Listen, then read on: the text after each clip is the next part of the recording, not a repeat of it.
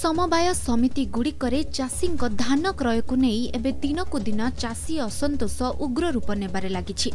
भुवन block गड़ नृसिंह प्रसाद समिति रे शताधिक चाषी एबे धान मंडी रे धान न देई पारी आंदोलन को ओह्लाइछन्ति।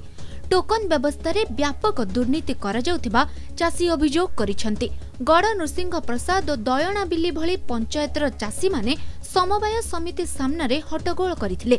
चाषी को टोकन दिया जाइथिले सुधा मंडी रे धान देई पारुनाहंते। समवाय समिति रे कर्मचारी सह धान व्यापारी मधु चंद्रिका ने चाषी असंतोष प्रकाश करथिले।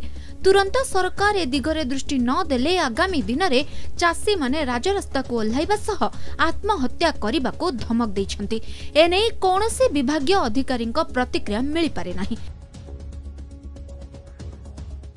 मो ना शिवप्रसाद कंवर बापा कांत जन धान 1 तारिख आम मंडी धान देवाई फेब्रुआरी 1 आज फेब्रुआरी मास सर मार्च है ए सुधा आसा 10-12 खंड मुझे आसी मुझे आसी देखे व्यवसायी मैंने बस चाषी मानक ठिया जगह ना एवं सुधा 100 क्विंटाल धान गदा घर ठियाई से बेपार मान बेपार चलती ये चली कंट्रोल आम धान फान नौनी आम बर्तमान घर आम बहुत असुविधा। मोर 142 नंबर टोकन था मुझे आज पर्यंत धान दे पाइली ना अर्थात 800 टोकन दे सारे मु बारंबार सेक्रेटरी को पचार सत्ते सी कहले आपंकर धान जीव व्यस्त हो कहीं।